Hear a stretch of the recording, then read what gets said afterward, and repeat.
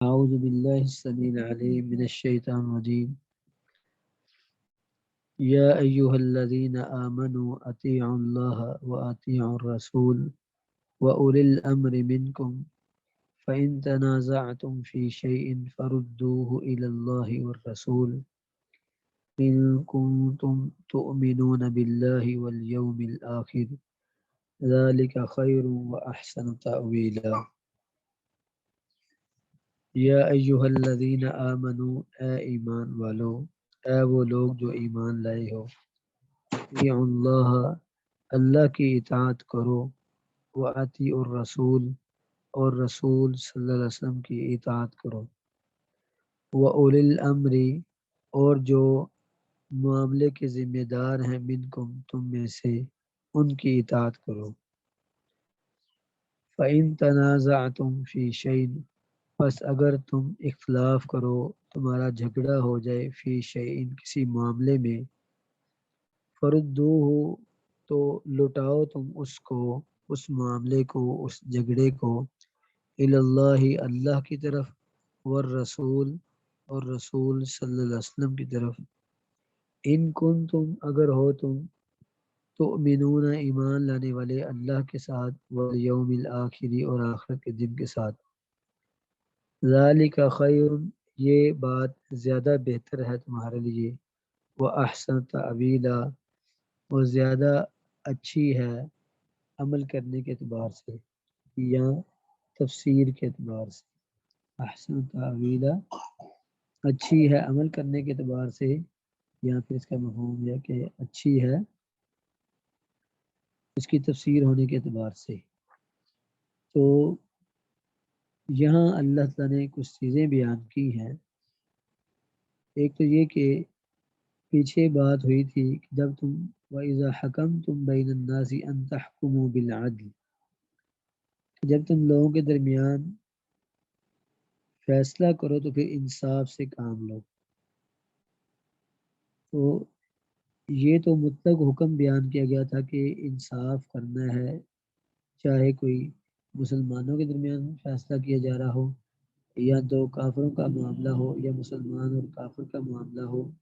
انصاف کا دامن نہیں چھوڑنا۔ اور فرمایا کہ انصاف، عدل انصاف وہ اچھی چیز ہے کہ جس کا اللہ تمہیں ہمیشہ نصیحت کرتے ہیں۔ تو اب سوال یہ پیدا ہوتا ہے کہ انصاف تو کرنا، لیکن اگر کوئی معاملہ جھگڑا پیدا ہو جائے، اختلاف ہو جائے، تو اس جھگڑے کو کس کے سپرد کرنا ہے، کس کی طرف لے کے جانا ہے؟ تو کہا کہ سب سے پہلے تو فرمایا کہ یا ایھا الذین آمنوا، اے ایمان والو، اطیعوا اللہ، اللہ کی اطاعت کرو، کیونکہ شارع اللہ تعالیٰ کی ذات ہے۔ شارع سے مراد شریعت سازی، شریعت کی چیز کو شریعت بنانا یا شریعت کو ختم کرنا، یہ صرف اللہ تعالیٰ کا منصب ہے، اللہ تعالیٰ کا کام ہے۔ جو اللہ کے نبی ہوتے ہیں وہ اللہ کے پیغام کو آگے پہنچانے والے ہوتے ہیں۔ اللہ کے کسی حکم کو کوئی نبی بھی تبدیل نہیں کر سکتا، اللہ یہ کہ اللہ ان کی طرف وحی فرما دیں تو پھر۔ تو اس لیے سب سے پہلے قابل اطاعت ذات جو ہے وہ اللہ کی ذات ہے، کیونکہ وہ خالق کائنات ہے۔ جب وہ خالق، مالک، ہمارا رازق وہ ہے تو پھر بات بھی اسی کی ماننی چاہیے۔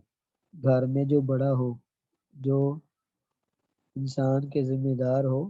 جب ذمہ داری باقی معاملات کی اس کی ہے تو پھر گھر میں چلتی بھی اسی کی ہے۔ تو پوری کائنات کا خالق و مالک اللہ تعالیٰ کی ذات ہے، تو پھر حق یہ ہے کہ پھر اطاعت بھی ہر چیز سے بڑھ کر اللہ تعالیٰ کی کرنی چاہیے۔ وَأَطِیعُوا الرَّسُولَ، اور رسول صلی اللہ علیہ وسلم کی، یہاں الف لام جو ہے وہ عہد ذہنی کا ہے، یعنی رسول سے خاص رسول مراد، یعنی اللہ کے رسول صلی اللہ علیہ وسلم، اللہ کی اطاعت کرو، اور رسول اللہ صلی اللہ علیہ وسلم کی اطاعت کرو۔ اللہ کی اطاعت اس لیے کہ وہ خالق کائنات ہے، اور رسول صلی اللہ علیہ وسلم کی اطاعت اس لیے ہے کہ وہ، اور رسول صلی اللہ علیہ وسلم کی اطاعت اس لیے ہے کہ وہ اللہ کے پیغمبر ہیں، اللہ کی طرف سے ایلچی اور پیغام رساں ہیں، اللہ کا پیغام لانے والے ہیں۔ تو جو اللہ پیغام دے گا وہ آپ لوگوں تک پہنچانے والے، مخلوق تک، تو ان کی اطاعت اور فرمانبرداری کرنی چاہیے۔ وَأُولِي الْأَمْرِ مِنْکُمْ، اور جو معاملے کے ذمہ دار ہیں، معاملے والے ہیں، امر والے ہیں، مراد تم میں سے جو معاملے کے ذمہ دار ہیں، مراد جس سے ولی الامر جسے کہا جاتا ہے، یعنی حاکم بالا، حکام بالا، وقت کا جو حاکم ہے اس کی اطاعت کا بھی اللہ نے ہمیں حکم دیا ہے۔ اللہ کے رسول صلی اللہ علیہ وسلم نے جو ولی الامر ہے، وقت کا حاکم ہے، اس کی اطاعت کرنے کا بھی حکم دیا گیا ہے۔ اول الامر جو ہے یہاں اس کے معنی میں صحابہ میں مختلف اقوال نے بیان کیے ہیں۔ تو جابر بن عبداللہ، حضرت عبداللہ بن عباس اور اسی طرح حضرت علی رضی اللہ تعالیٰ عنہم سے روایت مروی ہے، ان کا قول یہ ہے کہ اس سے مراد علماء ہیں۔ اللہ اور اس کے رسول کی اطاعت کرو اور اپنے علماء کی اطاعت کرو جو انبیاء کے وارث ہیں اور انبیاء کی شریعت لوگوں تک پہنچانے والے ہیں۔ تو جو عالم ربانی ہو، اللہ سے ڈر کے زندگی گزارنے والا ہے اور وہ حق پر مبنی نہیں بیان کرتا ہے، خلاف شرع نہ اس کا قول ہے نہ اس کا فعل ہے، تو ایسے بندے کی اطاعت، عالم کی اطاعت کرنا، جب تک اللہ اور اس کے رسول کی اطاعت کی طرف وہ بلاتا ہے اس کی اطاعت کرنی چاہیے، یہ معنی ہے۔ دوسرا معنی حضرت ابو ہریرہ رضی اللہ عنہ فرماتے ہیں ہم الامراء والاولاد، اس سے مراد ولی الامر سے جو ہے امراء، حکام بالا مراد ہیں، جو رعایا کے حکم کے معاملے کے ذمہ دار ہوتے ہیں۔ تو یہ دونوں معنی ہی صحیح ہیں، دونوں معنوں میں سے کسی ایک کا بھی انکار نہیں ہے، دونوں معنی صحیح ہیں، دونوں مراد لیے جا سکتے ہیں۔ اللہ اور اس کے رسول کی اطاعت کرنی ہے، یہ اللہ نے ہمیں حکم دیا ہے، اور جس چیز کا حکم دے دیا جائے وہ چیز فرض ہوتی ہے، وہ واجب ہوتی ہے۔ تو گویا اللہ اور اس کے رسول کی اطاعت فرض ہے، واجب ہے، اس کو کسی صورت میں بھی چھوڑا نہیں جا سکتا۔ جیسے فرمایا کہ ما کان لمؤمن ولا مؤمنۃ اذا قضى الله ورسوله امرا ان يكون لهم الخيرة، کسی مومن مرد کے لیے، کسی مومن عورت کے لیے یہ لائق نہیں کہ جب اللہ اور اس کے رسول کسی معاملے میں حکم دے دیں، ان يكون لهم الخيرة، کہ ان کے لیے اپنے اختیارات ہوں، اپنی مرضی ہو۔ اللہ اور اس کے رسول کا جب حکم آ جائے تو پھر اپنی کوئی مرضی نہیں، پھر اپنا کوئی اختیار نہیں۔ نبی علیہ السلام کے زمانے میں ایک واقعہ یوں پیش آیا کہ حضرت بریرہ رضی اللہ عنہ ایک لونڈی تھی اور ان کے خاوند تھے حضرت مغیث رضی اللہ عنہ۔ یہ دونوں غلام تھے، خاوند بھی غلام تھا کسی اور کا، اور جو حضرت بریرہ رضی اللہ عنہ تھی وہ کسی اور قبیلے کی غلام تھی، لونڈی تھی۔ تو ان دونوں کا آپس میں نکاح ہو گیا، ان کے مال کو ان کا آپس میں نکاح کر دیا۔ وقت گزرتا گیا، بالآخر حضرت بریرہ کے مالکوں نے یہ کہا کہ تم اس طرح کرو، تم ہمیں 9 اوقیے، ایک اوقیہ 40 درہم کا ہوتا ہے، تو ہمیں جو ہے 9 اوقیے ہمیں چاندی دے دو تو ہم تمہیں آزاد کر دیں گے، تیری آزادی کا پروانہ یہ ہے کہ تم ہمیں اتنی چاندی ادا کر دو۔ حضرت بریرہ رضی اللہ عنہ جو تھی وہ حضرت عائشہ رضی اللہ عنہ کی سہیلی تھی، ان کے پاس آیا جایا کرتی تھی۔ انہیں یہ بات حضرت عائشہ سے ذکر کی، حضرت عائشہ نے کہا کہ میں تمہیں آزاد کروا دیتی ہوں، رقم میں دے دیتی۔ بہرحال رقم ادا ہوگی، حضرت بریرہ رضی اللہ عنہ آزاد ہوگی۔ اب اسلام کا حکم یہ ہے کہ اگر میاں بیوی دونوں غلام ہوں لیکن خاوند پہلے آزاد ہو جائے، بیوی بعد میں آزاد ہو، تو وہ عورت اسی خاوند کے نکاح میں رہے گی۔ لیکن اس کے برعکس اگر عورت پہلے آزاد ہو جائے اور خاوند اس کا غلام ہی رہے، تو اس عورت کو اختیار ہے، چاہے تو اسی کے نکاح میں رہے، چاہے اس سے فارغ ہو کر کسی آزاد آدمی سے آزاد آدمی سے نکاح کر لے۔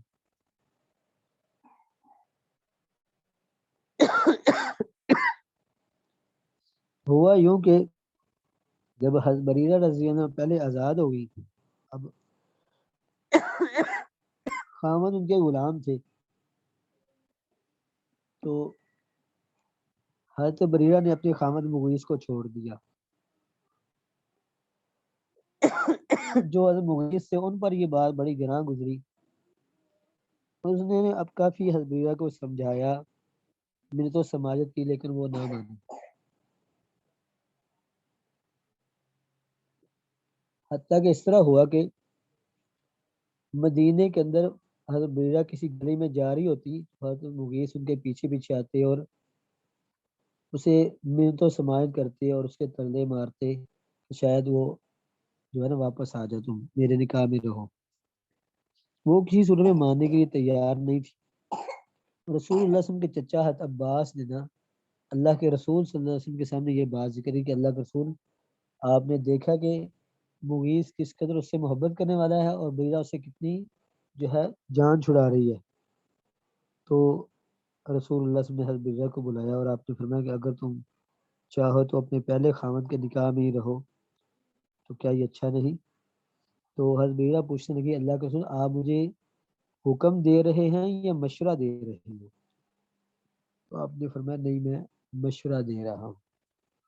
تو پھر وہ کہنے لگے اللہ کے رسول، اگر یہ آپ کا حکم ہوتا تو میرے لیے لائق نہیں تھا کہ میں اس کو ٹھکراتی، لیکن اگر آپ کا مشورہ ہے تو میں اس کو پسند ہی نہیں کرتا، مجھے وہ اچھا نہیں لگتا۔ تو آپ نے فرمایا ٹھیک ہے، تیری مرضی ہے۔ تو حکم یہی ہے کہ جب اللہ اور اس کے رسول کا حکم آ جائے تو پھر اپنی کوئی مرضی نہیں، یہی حضرت بریرہ نے بات کہی۔ اللہ کے اگر آپ کا حکم ہے تو پھر سر آنکھوں پہ، میں میرے لیے راہ فرار نہیں ہے، پھر میرے لیے کوئی انکار نہیں ہے۔ اور اگر یہ آپ کی طرف سے مشورہ ہے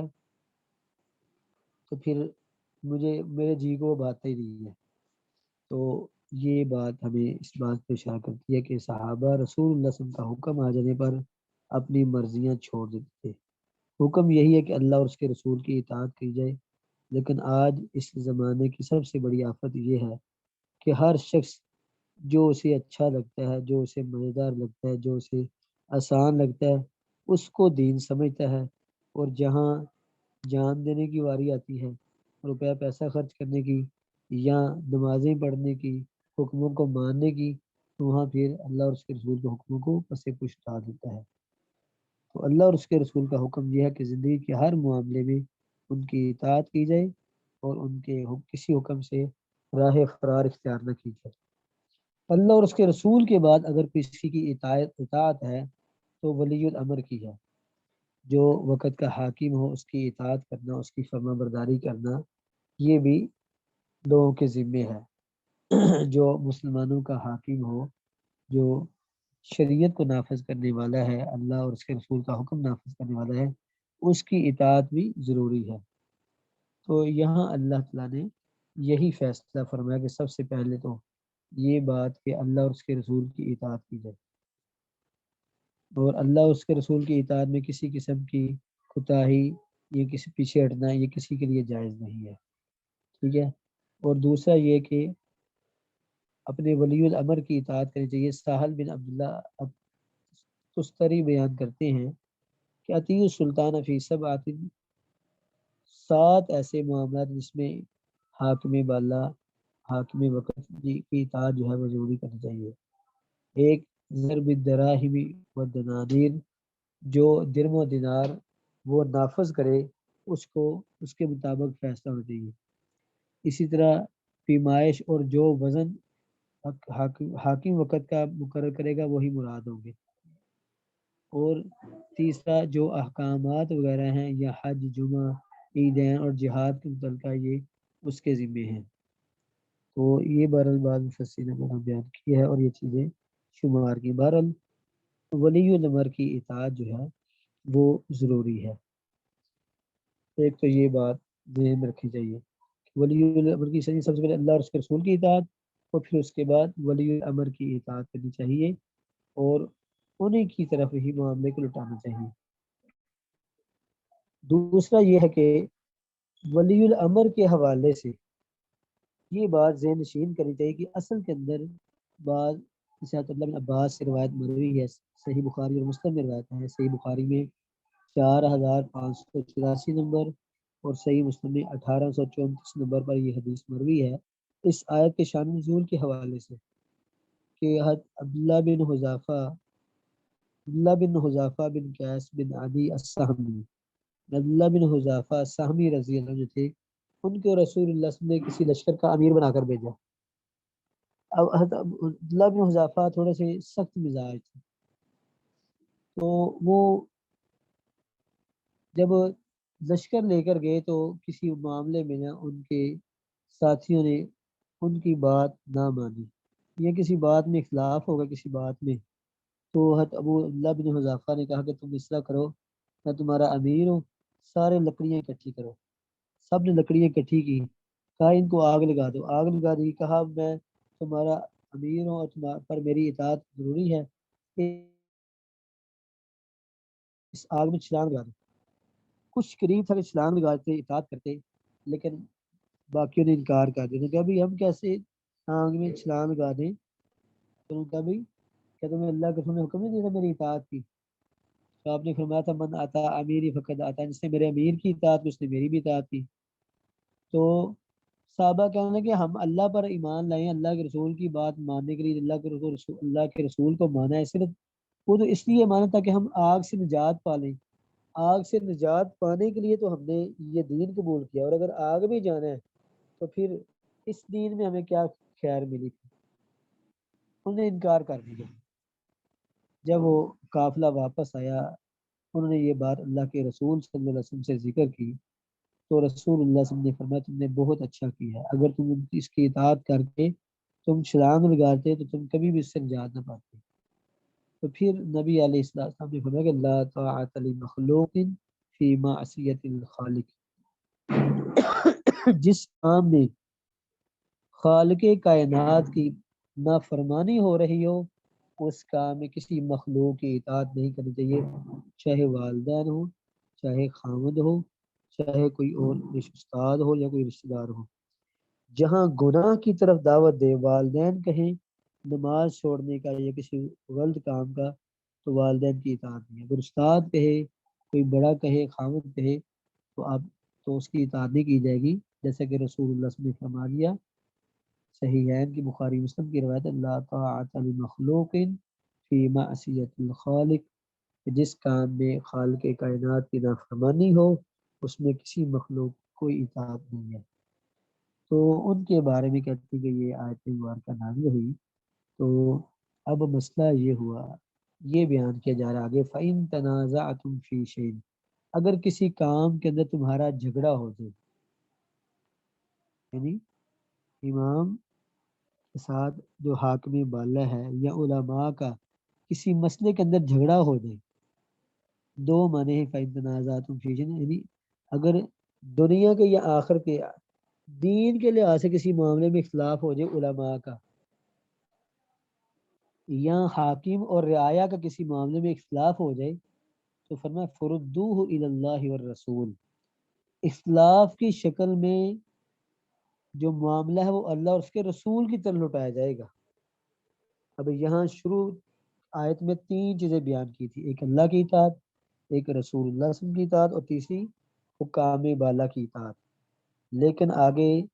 اللہ تعالیٰ نے وضاحت فرما دی کہ اگر جھگڑا پیدا ہو جائے کسی معاملے میں، تو پھر صرف دو ہی ہستیوں کی بات، دو ہی کی طرف فیصلے کو لوٹانا چاہیے، ان سے فیصلہ کروانا چاہیے، کتاب اللہ اور سنت رسول میں دیکھا جائے گا کہ اس معاملے کا کیا حل ہے۔ اس میں پھر تیسری چیز حاکم وقت کی طرف نہیں بات لٹائی جائے گی، بلکہ پھر بات اللہ اور اس کے رسول کی دیکھی جائے گی۔ اگر کسی معاملے میں اختلاف ہو گیا ہے، پھر دیکھا جائے گا کہ اللہ اور اس کے رسول کا اس بارے میں کیا فرمان ہے، اور جو صحیح حدیث ہوگی اسی پر فیصلہ کیا جائے گا۔ تو یہ اللہ تعالیٰ نے بڑے واضح انداز میں بیان کر دیا کہ اسی کے مطابق تم فیصلہ کرو گے، فردوہ اللہ اور رسول، اسے اللہ اور اس کے رسول کی طرف تم لٹاؤ گے۔ تو اسی لیے یہ حکم دیا گیا ہے کہ اگر کسی معاملے میں اختلاف پڑ جائے، نزاع پیدا ہو جائے، جھگڑا پیدا ہو جائے، تو یہ ہے کہ اس جھگڑے کو پورا ختم کرنے کے لیے کتاب اللہ اور سنت رسول کو حاکم بنانا چاہیے جھگڑے کی شکل میں۔ جہاں جھگڑا نہیں ہے وہاں حاکم بالا کی اطاعت بھی کی جاتی ہے، لیکن اگر حاکم بالا جھگڑے والی بات کرتا ہے تو پھر معاملہ اللہ اور اس کے رسول کی طرف، تو اللہ تعالیٰ نے جھگڑے کو کتاب اللہ اور سنت رسول کی طرف لٹانے کا حکم دیا ہے، اور کتاب اللہ اور سنت رسول کی طرف لٹانے سے مراد علماء کی طرف رجوع کیا جائے گا، حاکم وقت بھی اور عوام بھی، یا جو دو مومنین کے گروہ کسی معاملے میں جھگڑ پڑے ہیں، اختلاف ہو گیا، تو وہ علماء کی طرف رجوع کریں گے، کیونکہ کتاب اللہ اور سنت رسول کو سب سے زیادہ بہتر سمجھنے والے، جاننے والے وہ کون لوگ ہیں؟ وہ اہل علم ہیں، تو اہل علم کی طرف رجوع کیا جائے گا اور ان سے پوچھا جائے گا۔ تو یہ ہے بات کہ جھگڑے کی شکل میں بات کتاب اللہ اور سنت رسول کی طرف بتائی جائے گی، اور انہی کا اللہ اور اس کے رسول کا جو فیصلہ ہوگا وہی فیصلہ ہوگا۔ اسے پتہ چلا کہ کسی معاملے میں جھگڑا ہو بھی سکتا ہے، تو اگر ایسی صورتحال ہو پھر اللہ اور اس کے رسول کے فیصلے کو مقدم کیا جائے گا، انہی کا جو فیصلہ ہوگا اسی کے مطابق حکم چلے گا۔ تو اب یہاں اللہ تعالیٰ نے بڑے واضح انداز میں اولو الامر کی نفی فرمائی، جیسے کہ اگر جھگڑا پیدا ہو جائے تو پھر صرف جو ہے اللہ اور اس کے رسول کی بات چلے گی۔ ان کنتم تؤمنون باللہ، اگر ہو تم اللہ پر ایمان لانے والے، والیوم الآخر، اور آخرت کے دن پر ایمان لانے والے، اگر تم اللہ پر اور آخرت کے دن پر ایمان لانے والے ہو تو تمہارے لیے حکم یہی ہے، تم اللہ اور اس کے رسول کی بات مانو۔ تو آگے ہمیں ذالک خیر، یہ چیز بہتر ہے، ذالک کا اشارہ جو ہے یہ ہے اللہ اور اس کے رسول کی طرف لوٹنا، ذالک سے مراد جھگڑے کی شکل میں اللہ اور اس کے رسول کی طرف رجوع کرنا، یہ تمہارے لیے خیر، ذرا بہتر ہے، احسن، اور زیادہ اچھا ہے، تعویلا، اس کے انجام کے اعتبار سے یا اس کے پورا ہونے کے اعتبار سے یا اس کی وضاحت اور تفصیل کے لیے۔ تو اس لیے یہی حکم دیا گیا کہ اللہ اور اس کے رسول کی طرف لٹایا جائے، اور اللہ کے حکم، اللہ اور اس کے رسول کے حکم کو ہی پورا کرنا چاہیے۔ تو فرمایا کہ ذالک، یہ اللہ اور اس کے رسول کی طرف فیصلہ لے کر جانا، خیر، زیادہ بہتر ہے، وہ احسن، زیادہ اچھا ہے، تعویلا، عمل کرنے کے اعتبار سے یا انجام کے اعتبار سے۔ آگے فرمایا الم تر الی الذین یزعمون انہم آمنوا بما انزل الیک وما انزل من قبلک یریدون ان یتحاکموا الی الطاغوت وقد امروا ان یکفروا به ویرید الشیطان ان یضلهم ضلالا بعیدا۔ الم تر، کیا نہیں دیکھا آپ نے،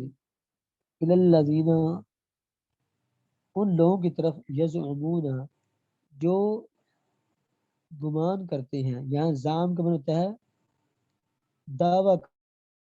کسی چیز پر انسان اپنا ذہن بنا کے اس پر دعویٰ کر دے کہ میں یہ چاہتا ہوں یا میرا یہ موقف ہے، تو یہاں مانا یہ کیجیے گا کہ نہیں دکھا، مطلب یہ جو دعویٰ کرتے ہیں کہ انہم آمنوا، کہ وہ ایمان لانے والے ہیں، ایمان لے آئے ہیں، بیما، اس کتاب کے ساتھ، انزل الیکا، جو آپ کی طرف نازل کی گئی ہے، مراد محمد صلی اللہ علیہ وسلم جو آپ کی طرف کتاب نازل کی گئی ہے وہ اس پر ایمان لانے والے ہیں، وما انزل، اور جو نازل کی گئی من قبلی کا، آپ سے پہلے، اس پر بھی ایمان لانے والے ہیں، دعویٰ یہ کرتے ہیں۔ تو الم ترى الى الذين يزعمون انهم امنوا بما انزل اليك وما انزل من قبلك، کہ کیا آپ نے وہ لوگ نہیں دیکھے جو دعویٰ کرتے ہیں کہ وہ قرآن پر بھی اور سابقہ کتابوں پر ایمان لانے والے ہیں، ان کی حرکت کیا ہے، یریدون، وہ چاہتے ہیں، ان یتحاکموا، کہ فیصلہ کروائیں، یہ کہ حکم فیصلہ لے کر جائیں، الی الطاغوت، طاغوت کی طرف، شیطان کی طرف، اللہ اور اس کے رسول کے غیر کی طرف، وہ طاغوت کی طرف، کفر کی طرف، باطل کی طرف فیصلہ لے کر لے جانا چاہتے ہیں۔ وقد امروا، حالانکہ ان کو تو حکم دیا گیا تھا، پچھلی آیات میں آپ نے پڑھا تھا کہ طاغوت کے ساتھ کفر کرنے کا ان کو حکم دیا گیا تھا، وقد امروا ان یکفروا بھی، حالانکہ ان کو حکم تو یہ دیا گیا تھا وہ طاغوت کے ساتھ کا انکار کرے، اور یہ طاغوت کے پاس اپنے فیصلے لے کر جا رہے ہیں. وہ یرید الشیطان ان یضلهم، سمجھ لیجیے کہ شیطان چاہتا ہے یضلهم ضلالا بعیدا، یہ کہ اللہ ان کو گمراہ کر دے دور کی گمراہی میں. تو امام شابی رحم اللہ اس آیت کی تفسیر میں بیان کرتے ہیں کہ دو آدمیوں کے درمیان جھگڑا پیدا ہو گیا. دو آدمیوں کا جھگڑا ہو گیا. ان میں سے ایک یہودی تھا اور دوسرا منافق تھا. دونوں کا آپس میں جھگڑا ہوا تو انہوں نے آپس میں یہ طے کیا کہ اب یہ فیصلہ کس کے پاس لے کر. اب جو یہودی تھا وہ کہنے لگا نتحاکم الی محمد، ہم محمد صلی اللہ علیہ وسلم کے پاس فیصلہ لے کر جاتے ہیں. کیونکہ یہودی جانتا تھا کہ اللہ کے رشوت نہیں لیتے اور نہ ہی آپ فیصلہ کرتے ہو کسی کی طرف کسی کا خیال رکھتے ہیں یا کسی سے کی طرف میلان رکھیں گے. منافق کہیں گے نتحاکم الی الیہود، ہم تم یہودی ہو ہم یہودی ہوئے کسی عالم کے پاس رہتے ہیں. کیونکہ وہ جانتا تھا کہ یہودی لوگ رشوت لیں گے اور وہ جو ہے ہم میرے مطابق فیصلہ کر دیں گے. تو بالآخر دونوں کا اس بات پر اتفاق ہوا. جوہینا قبیلے کا ایک کاہن تھا کہتے اس کے پاس چلے جاتی ہیں. تو اس کے پاس گئے تو اللہ تعالیٰ نے اس آیت مبارکہ کو عنایت فرمایا کہ ان کو حکم تو یہ تھا کہ اللہ اور اس کے رسول پر ایمان لائیں. تو اب ان کا معنی جو جھگڑا ہوا تھا ان میں حکم یہ تھا کہ